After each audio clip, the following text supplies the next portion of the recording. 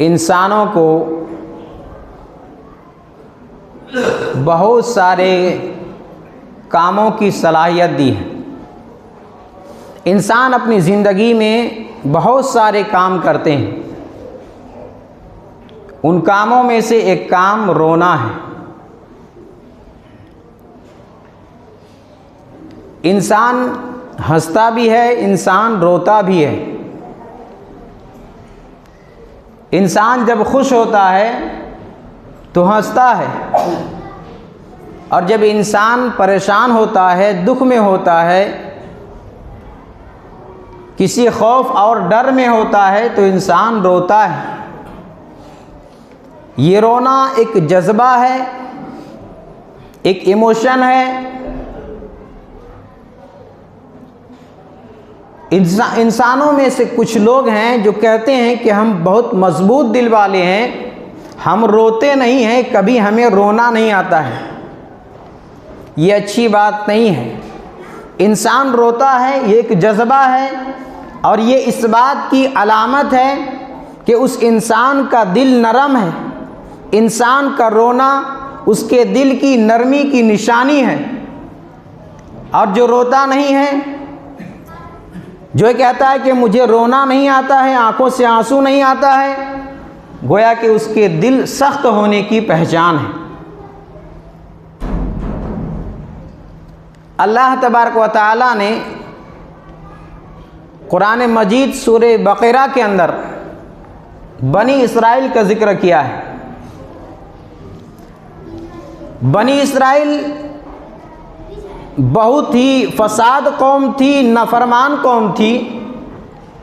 اللہ تبارک و تعالیٰ نے جب ان کو چھوٹ دی، اللہ تبارک و تعالیٰ نے جب انہیں جس معاملے میں چھوٹ مانگا، چھوٹ ملی اللہ کی طرف سے، انہوں نے ہر مرتبہ ناجائز فائدہ اٹھایا۔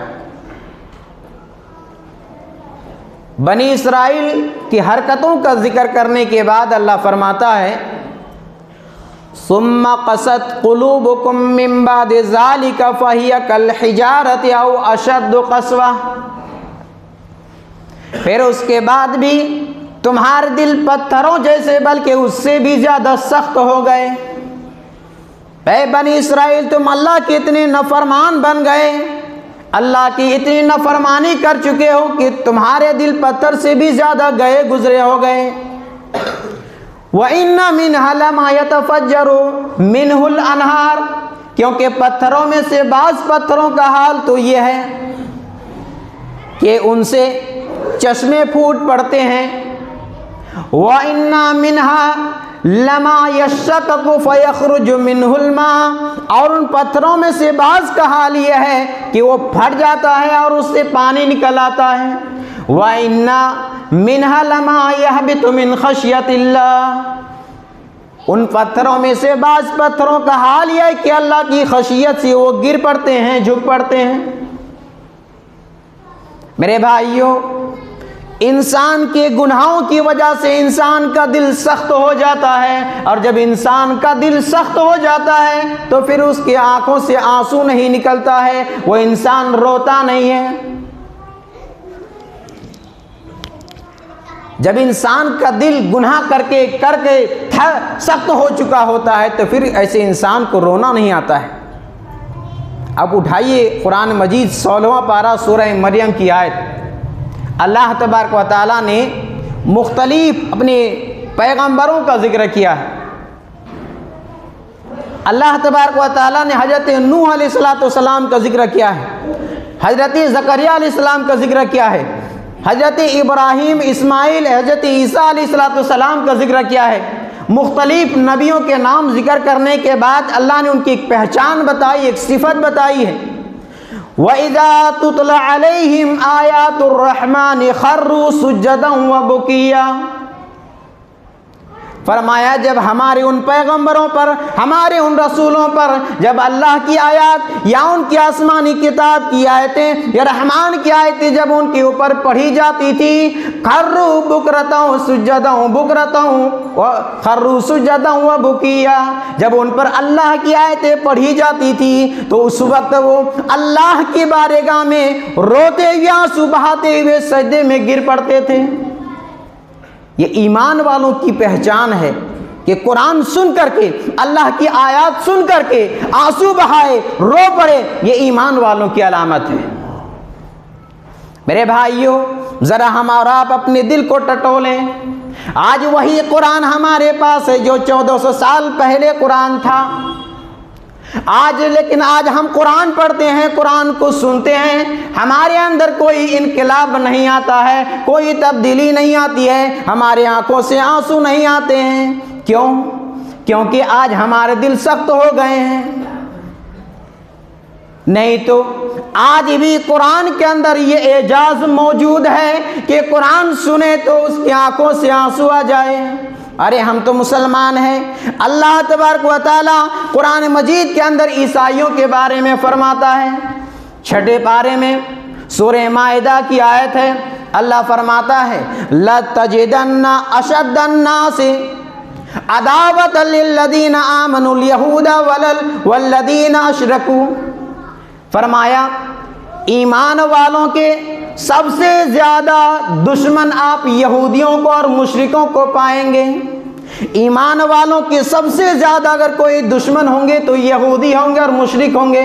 وَلَا تَجِدَنَّ اقربهم مودۃ للذین آمنوا الذین وقالوا ان النصارى، اور ایمان والوں کے سب سے زیادہ قریب دوستی کے لحاظ سے، محبت کے لحاظ سے عیسائیوں کو پائیں گے۔ قالوا، جو اپنے آپ کو یہ کہتے ہیں کہ ان نصارى، ہم تو عیسائی ہیں، ہم تو نصارہ ہیں۔ ذالک بان منهم قسیسین ورہبانا وانہم لا یستکبرون، کیوں؟ اس کی وجہ کیا ہے؟ عیسائی اتنے زیادہ ایمان والوں سے قریب کیوں ہیں؟ اس لیے کہ ان میں علماء ہیں، ان میں عابد لوگ ہیں، ان میں نیک لوگ ہیں، وَأَنَّهُمْ لَا يَسْتَكْبِرُونَ، اور وہ تکبر نہیں کرتے ہیں۔ میرے بھائیوں، اس آیت کریمہ کے بعد 7واں پارہ شروع ہوتا ہے، اور شروع میں اللہ تعالیٰ نے فرمایا وَإِذَا سَمِعُوا مَا أُنزِلَ إِلَى الرَّسُولِ تَرَىٰ أَعْيُنُهُمْ تَفِيضُ مِنَ الدَّمِ مِمَّا عَرَفُوا مِنَ الْحَقِّ يَقُولُونَ رَبَّنَا آمَنَّا فَاكْتُبْنَا مَعَ الشَّاهِدِينَ۔ اور جب انہوں نے سنا کیا؟ جو کچھ رسول پر نازل ہوا، ما انزل الی الرسول، جو کلام رسول کی طرف نازل ہوا، جب اس کو سنا، ترى اعینہم تفیض من الدم، اے نبی آپ ان کی آنکھوں سے آنسو بہتے ہوئے دیکھتے ہیں کہ وہ اپنی آنکھوں سے آنسو بہا رہے ہیں، مما عرفوا من الحق، اس لیے کہ انہوں نے حق کو پہچان لیا، حق کو جان لیا، اور وہ کہتے ہیں ربنا آمنا، اے ہمارے پروردگار ہم تم پر ایمان لے کر آئے ہیں، ہمارا ایمان تجھ پر ہے، فاکتبنا مع الشاہدین، اے اللہ تو ہمیں ان لوگوں میں شامل کر دے، ان لوگوں میں لکھ دے جو تصدیق کرنے والے ہیں۔ میرے بھائیوں، نجاشی کا دربار ہے، حبشہ کا بادشاہ نجاشی، آپ کو پورا واقعہ معلوم ہوگا، سرسری طور پر بتا دوں، جب شروعاتی دور میں مسلمان مکہ سے پریشان ہو کر کے حبشہ گئے، عیسائی بادشاہ ہے نجاشی، انہوں نے پناہ دی، دشمن وہاں بھی پیچھے گئے مکہ سے، کافرین وہاں بھی پیچھے جا کر کے بادشاہ کو اس کے خلاف بھڑکایا، مسلمانوں کے خلاف اسکایا، اور کہا کہ یہ آپ کے نبی عیسیٰ کو نہیں مانتے ہیں، یہ مریم کو نہیں مانتے ہیں۔ نجاشی بادشاہ نے مسلمانوں کو دربار میں بلایا اور کہا کہ تمہارے خلاف ایک رپورٹ ملی ہے کہ کیا تم عیسائی کو نہیں مانتے ہو، تم مریم کو نہیں مانتے ہو۔ مسلمانوں کے طرف سے حضرت جعفر طیار رضی اللہ عنہ نمائندہ بن کر کے آگے آئے بات کرنے کے لیے۔ اللہ اکبر، قرآن مجید کے اندر ایک ایسی سورہ ہے جس کا نام سورہ مریم ہے. یہ ایک ایسی سورت ہے کہ اگر اس کو اچھے انداز سے پڑھا جائے اور وہ عربی جانتا ہو یا نہ جانتا ہو, اس سورہ کا معنی مطلوب معلوم ہو یا نہ ہو, اگر اچھے انداز سے پڑھے جائیں تو آنکھوں سے آنسو آ جائیں. بادشاہ کے دربار میں سارے لوگ موجود ہیں, بادشاہ کے علماء بھی ہیں, ان کے عابد بھی ہیں. مسلمانوں کو بلایا اور ادھر سے مسلمانوں کی طرف سے جعفر رضی اللہ عنہ قرآن مجید کی سورہ مریم کی آیات تلاوت کرنے لگے, اور ان آیتوں کے درمیان حضرت مریم علیہ السلام کی حمل کا واقعہ کا ذکر آیا. مریم علیہ السلام کی حمل کے دوران جو تکلیفیں ہوئی اس تکلیف کا ذکر آیا. حضرت عیسیٰ علیہ السلام کی ولادت کا ذکر آیا. حضرت عیسیٰ علیہ السلام جب اس دنیا میں پیدا ہوئے, اس کی ماں مریم لے قوم کے پاس لے کر گئی. قوم والوں نے اعتراض کیا کہ بچہ کہاں سے آیا. ماں کی گود میں عیسیٰ علیہ السلام نے اس وقت اپنی ماں کی پاک دامنی کا جواب دیا. سورہ مریم کے اندر اس کا بھی ذکر آیا, اور عیسیٰ علیہ السلام کی رسالت کا بھی ذکر آیا. جب یہ سارا منظر دیکھا نجاشی بادشاہ نے, اس کی آنکھوں سے آنسو جاری ہو گئے. اسی بات کو اللہ نے فرمایا ترى اعینہم تفیض من الدم, اے نبی آپ ان کی آنکھوں سے آنسو بہتے ہوئے دیکھتے ہیں. تو میرے بھائیو, قرآن کے اندر یہ اٹریکشن ہے, یہ کشش ہے, اور خاص کر کے سورہ مریم کے اندر ایک عجیب ہی کشش ہے کہ جب اس سورے کو پڑھا جائے, چاہے اس کا ترجمہ جانتا ہو یا نہ جانتا ہو, آنکھوں سے آنسو آ جاتے ہیں. بادشاہ مسلمان ہو جاتے ہیں. اور آپ کو شاید یہ بات بھی معلوم ہو کہ جب بادشاہ نجاشی کا انتقال ہوا تو اللہ کے نبی صلی اللہ علیہ وسلم مدینہ میں موجود تھے, اور حبشہ میں بادشاہ انتقال کرتے ہیں. اللہ کے نبی صلی اللہ علیہ وسلم نے ان کی نماز جنازہ غائباً آپ نے پڑھائی. صحیح بخاری کے اندر پورا واقعہ ہے. نبی صلی اللہ علیہ وسلم کی پوری زندگی کے اندر اکلوتی اگر کوئی نماز جنازہ غائبانہ پڑھائی ہے, یہی واقعہ ہے کہ حبشہ کا بادشاہ نجاشی کا اپنے غائبانہ نماز جنازہ ادا فرمائی. میرے بھائیو, قرآن تو وہ کتاب ہے کہ اللہ عیسائیوں کے بارے میں فرما رہا ہے کہ عیسائی قرآن سنتے ہیں تو رونے لگتے ہیں, قرآن سنتے ہیں تو آنکھوں سے آنسو جاری ہو جاتے ہیں. مگر میرے بھائیوں, جس کا دل سخت ہو جائے یا جس کے دل کو اللہ تبارک و تعالی سخت بنا دے, ان کے سامنے قرآن پڑھا جائے, وہ قرآن سنے لیکن رونا نہیں آتا ہے.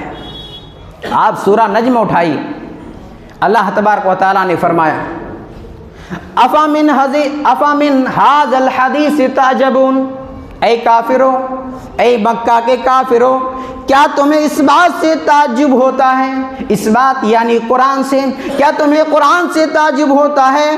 تضحکون ولا تبکون, تم ہنستے ہو, تم مذاق اڑاتے ہو, تم روتے نہیں ہو. وانتم صامدون, تم کھیل کود کر رہے ہو. اللہ کے نبی صلی اللہ علیہ وسلم پر قرآن نزول ہو رہا تھا, کفار مکہ ہنسی مذاق اڑا رہے تھے, تو اللہ نے اس موقع پر فرمایا کہ اے کافرو, تمہیں اس قرآن سے تعجب ہو رہا ہے. قرآن ایسی کتاب تو نہیں کہ تم تعجب کرو, قرآن ایسی کتاب تو نہیں کہ تم مذاق اڑاؤ. تضحکون, تم ہنستے ہو, ولا تبکون, روتے نہیں ہو, وانتم صامدون, اور تم کھیل کود میں مست ہو. میرے بھائیو, غزوہ قرآن مجید کے اندر ایک جگہ نہیں, یہ رونے کا ذکر, آنسو بہانے کا ذکر کئی مقامات پر ہے. ان میں سے ایک مقام 10ویں پارے کے لاسٹ میں سورہ توبہ آیت نمبر 92 کے اندر بھی ذکر کیا ہے. غزوہ تبوک کا موقع تھا, اور اللہ کے نبی صلی اللہ علیہ وسلم کی زندگی میں یہ غزوہ تبوک ایک عجیب و غریب غزوہ ہوا ہے. کھجور پکنے کے ٹائم ہے, سخت گرمی کا موسم ہے, سفر لمبا ہے. ایسے موقع پر اللہ کے نبی صلی اللہ علیہ وسلم اپنے صحابہ کرام سے ایک اپیل کرتے ہیں کہ اے میرے ساتھیوں, سفر لمبا ہے, گرمی کا موسم ہے, اور اس جنگ میں جانا بھی ضروری ہے. میں ایک اپیل کرتا ہوں کہ جو بھی شخص اس لشکر کی تیاری میں جو تعاون کرے گا, میں جنت کی گارنٹی لیتا ہوں, جنت کی ضمانت دیتا ہوں. اللہ کے نبی صلی اللہ علیہ وسلم کی زبان مبارک سے یہ اعلان سننے کے بعد صحابہ کرام سے جو کچھ جن سے ہو سکا صحابہ کرام نبی صلی اللہ علیہ وسلم کی دربار میں اپنا تعاون پیش کرتے جاتے ہیں۔ ان صحابہ کرام میں سے کچھ صحابہ غریب تھے جن کے پاس دینے کے لیے کچھ نہیں تھا، ان صحابہ کرام نے اوور ٹائم محنت کی، مزدوری کی، اور ان محنت اوور ٹائم کرنے کے بعد جو اجرت ملی، جو انہیں معاوضہ ملا، اللہ کے نبی صلی اللہ علیہ وسلم کے سامنے انہوں نے پیش کر دیا۔ ان میں سے کچھ صحابہ کرام اتنے کم ان کے پاس دینے کے لیے ہے کہ حدیث کے اندر یہ بات ہے کہ کوئی ایک مٹھی جو لا کر کے اللہ کے نبی صلی اللہ علیہ وسلم کے سامنے پیش کرتے ہیں، کوئی 2 مٹھی جو لا کر کے پیش کرتے ہیں، اور یہ 1 مٹھی 2 مٹھی چندہ جو دے رہے ہیں، تعاون جو کر رہے ہیں، منافقین دیکھ کر کے مذاق اڑا رہے ہیں کہ یہ 1 مٹھی 2 مٹھی تعاون کی اللہ کو کیا ضرورت ہے، یہ دیکھو مسلمانوں کو معمولی سی تعاون کر کے اسلام کی مدد کرنا چاہتے ہیں۔ اللہ کے نبی صلی اللہ علیہ وسلم نے فرمایا ان کے 1 مٹھی 2 مٹھی جو کو نہ دیکھو، ان کے اخلاص کو دیکھو، ان کے جذبے کو دیکھو۔ اور اللہ کے نبی صلی اللہ علیہ وسلم فرماتے ہیں لو ان احدکم انفق مثل احد ذهبا ما بلغ مد احدهم ولا نصفه۔ فرمایا اے لوگو، اگر تم میں سے کوئی احد پہاڑ کے برابر بھی سونا اللہ کی راہ میں خرچ کر دے، اور ان صحابہ کرام نے 1 مٹھی یا اس سے بھی کم اللہ کی راہ میں جو خرچ کیا ہے، تم ان کے برابر نہیں پہنچ سکتے ہو۔ جذبہ دیکھیے صحابہ کرام کا، غریب ہیں، کچھ نہیں ہے تو اوور ٹائم رات کو محنت مزدوری کر رہے ہیں، کیوں؟ دین کے لیے۔ اللہ کے نبی صلی اللہ علیہ وسلم نے اپیل کی ہے کہ جو اس لشکر کی تیاری میں تعاون کریں گے ان کو جنت کی گارنٹی دیتا ہوں۔ صحابہ کرام جنت کی لالچ میں محنت کرتے ہیں، مزدوری کرتے ہیں اور وہ تعاون پیش کرتے ہیں۔ میرے بھائیوں، انہی صحابہ کرام میں سے کچھ صحابی اللہ کے نبی صلی اللہ علیہ وسلم کی خدمت میں حاضر ہوتے ہیں اور عرض کرتے ہیں اللہ کے نبی صلی اللہ علیہ وسلم، ہم آپ کے ساتھ غزوہ میں جانا چاہتے ہیں، لیکن ایک پریشانی ہے، ہمارے پاس سواری کا انتظام نہیں ہے، آپ سواری کا انتظام کر دیں۔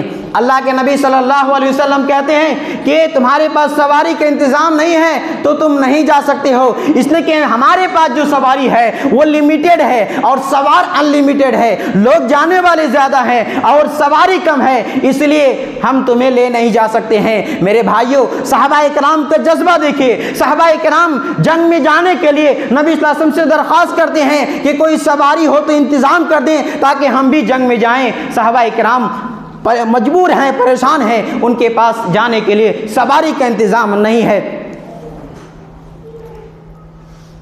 وہاں پر ان صحابہ کرام نے اللہ کے نبی صلی اللہ علیہ وسلم کے سامنے کچھ بولے نہیں، پلٹ کر کے جانے لگے، اور جب پلٹ کر کے جانے لگے تو ان کی آنکھوں سے آنسو بہنے لگے، رونے لگے، انہیں ملال ہونے لگا، انہیں دکھ ہونے لگا کہ کاش کہ ہمارے پاس آج سواری کا انتظام ہوتا، ہمارے پاس پیسے ہوتے، اللہ نے مال دیے ہوتے تو آج ہم بھی نبی صلی اللہ علیہ وسلم کے ساتھ غزوہ تبوک میں شریک ہوتے۔ انہیں ملال ہوا۔ میرے بھائیوں، انہیں وہ غریب صحابہ تھے، کچھ نہیں تھا، ایک جذبہ تھا، اور اسی جذبے کو لے کر کے دربار رسالت میں حاضر ہو کر کے اپیل کرتے ہیں، عرض کرتے ہیں آج میرے بھائیوں اللہ نے ہمیں بہت کچھ نواز رکھا ہے، آج ہم دین کے لیے، آج ہم اللہ کے دین کی اشاعت اور تبلیغ کے لیے ہم بہت کچھ کر سکتے ہیں، لیکن آج ہم کچھ کرنا نہیں چاہتے ہیں، نہ اللہ کی راہ میں مال خرچ کرنا چاہتے ہیں، نہ وقت خرچ کرنا چاہتے ہیں، اور نہ ہی کسی چیز کی ہم قربانی دینا چاہتے ہیں۔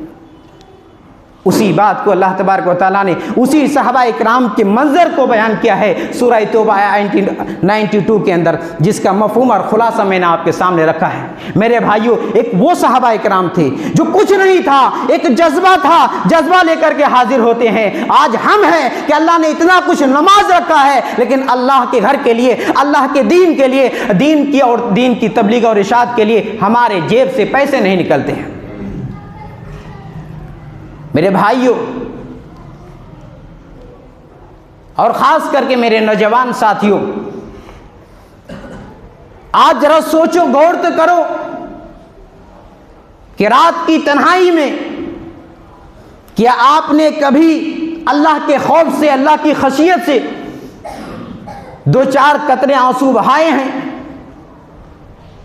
آج آپ رات کی تنہائی میں بند کمرے میں اپنی موبائل کے اندر کیا کچھ کر رہے ہیں، اپنی انگلیوں سے کیا ٹچ کر رہے ہیں، کیا دیکھ رہے ہیں، کس سے باتیں کر رہے ہیں؟ کوئی جانے یا نہ جانے اللہ تبارک و تعالیٰ سب کچھ جانتا ہے۔ میرے نوجوان ساتھیوں، اگر ہو سکے تو رات کی تاریکی میں اپنے کالے کارنامے کو، اپنے گناہوں کو، معصیت کو یاد کر کے اللہ کے خوف سے 2-4 قطرے بہا دینا، ہو سکتا ہے یہ آنکھوں کے 2-4 قطرے ہماری نجات کا ذریعہ بن جائے۔ ترمذی 1669 نمبر کی حدیث ہے، اللہ کے نبی صلی اللہ علیہ وسلم نے فرمایا لیس شیء احب الی اللہ من قطرتین وآثارین۔ اللہ کے نبی صلی اللہ علیہ وسلم فرماتے ہیں کہ 2 قطرے اور 2 نشان اللہ تعالیٰ کو سب سے زیادہ محبوب ہے، پسند ہے۔ کیا فرماتے ہیں؟ 2 قطرے اور 2 نشان اللہ تعالیٰ کو سب سے زیادہ پسند ہے۔ لیس شیء احب الی اللہ من قطرتین وآثارین، قطرۃ من دموع فی خشیۃ اللہ، ایک وہ قطرہ جو اللہ کی خشیت سے، اللہ کے ڈر سے ہماری آنکھوں سے نکلے، ایک وہ قطرہ، اور ایک وہ قطرہ وقطرۃ دم تحرق فی سبیل اللہ، اللہ کی راہ میں جہاد کرتے ہوئے جو شہید ہو جائے، ایک وہ قطرہ، اور ایک آنکھوں کا قطرہ اللہ کے ڈر سے جو بہائے، یہ دونوں قطرے اللہ کو سب سے زیادہ محبوب ہے، سب سے زیادہ پسند ہے۔ 2 اثر، 2 نشان اللہ کو سب سے زیادہ محبوب ہے۔ ایک وہ نشان جو اللہ کی راہ میں جہاد کرتے ہوئے، کہیں ہاتھ میں چوٹ لگی، کہیں پیر میں لگا، کہیں ماتھے پہ لگا، پورے باڈی کے اندر کہیں بھی کوئی نشان اللہ کی راہ میں لڑتے ہوئے اگر نشان لگی ہے، یہ نشان بھی اللہ رب العالمین کو بہت محبوب ہے۔ اور وَأَثَرٌ مِّن فی فرائض من فریضۃ اللہ، ایک اللہ رب العالمین کے فرائض میں سے کسی فریضہ کو ادا کرتے ہوئے اگر نشان لگے، سجدہ کرتے ہوئے جیسے ماتھے پہ نشان لگتا ہے، حج عمرہ کرتے ہوئے اگر کہیں چوٹ لگ گئے، نشان لگ گئے، یا اللہ کے کسی فریضہ کو ادا کرتے ہوئے اگر کوئی نشان لگ گئی ہے، یہ نشان کا لگنا اللہ رب العالمین کو بہت ہی محبوب اور پسند ہے۔ میرے بھائیوں، آج ہمارے لیے، آج ہمیں اور آپ کو اللہ کے لیے رونے کا ٹائم کہاں ہے؟ آج ہم روتے ہیں مال کے لیے، آج لوگ روتے ہیں عورت کے لیے، آج لوگ روتے ہیں نہ جانے دنیا کے لیے۔ یہاں اللہ کے نبی صلی اللہ علیہ وسلم یہ ضمانت دے رہے ہیں کہ 2 قطرے، یہ 2 قطرے اللہ کو سب سے زیادہ محبوب ہے، اور اگر کوئی تنہائی میں جا کر کے اللہ کے ڈر سے کسی کی آنکھوں نے آنسو بہایا ہے، یہ بہت ہی خوش نصیب بندے ہوں گے، جن کے بارے میں امام کائنات جناب محمد رسول اللہ صلی اللہ علیہ وسلم نے فرمایا تھا وَرَجُلٌ ذَكَرَ اللَّهُ خَالِيًا فَفَاضَتْ عَيْنَاهُ۔ آج ہم اپنے آنسو کو کہاں کہاں بہا رہے ہیں، کس چیز کے پیچھے بہا رہے ہیں؟ یہاں اللہ کے نبی صلی اللہ علیہ وسلم فرماتے ہیں کہ 7 قسم کے لوگ جو عرش کے سائے تلے جگہ عطا فرمائے گا قیامت کے دن اللہ تبارک و تعالی، ان میں سے، ان خوش نصیب بندوں میں سے ایک وہ بندہ ہوگا جو تنہائی میں جا کر کے، رات کی تنہائی تاریکی میں جا کر اللہ کے ذکر سے اس کی آنکھوں نے آنسو بہایا ہو، رویا ہو، گڑ گڑایا ہو کہ اللہ تبارک و تعالیٰ کے سامنے حاضر ہونا ہے، اللہ ہم سے سوال کرے گا، یہ جو زندگی ملی تھی، نعمتیں ملی تھی، ہم نے اس کا کیسے فائدہ اٹھایا، ہم نے اس کو کیسے کھپایا ہے، اللہ تعالیٰ سوال کرے گا۔ اگر یہی سوچ کر کے بندہ اگر ڈر جائے، آنکھوں سے آنسو بہا دے، اللہ کے نبی صلی اللہ علیہ وسلم فرماتے ہیں قیامت کے دن ان 7 خوش نصیب بندوں میں شامل ہوگا جس کو اللہ تعالیٰ اپنے سائے کے نیچے جگہ عطا فرمائے گا۔ میرے بھائیوں، باتیں تو بہت ہے، انشاءاللہ پھر آئندہ جمعہ اسی آنسو رونے کی عنوان کو لے کر کے میں آپ کے روبرو حاضر ہوں گا۔ رونے کی علامہ ابن قیم رحمۃ اللہ علیہ نے کئی قسمیں بیان کی ہیں، پر قسموں کو بیان اگر کرتا ہوں تو وقت زیادہ ہو جائے گا۔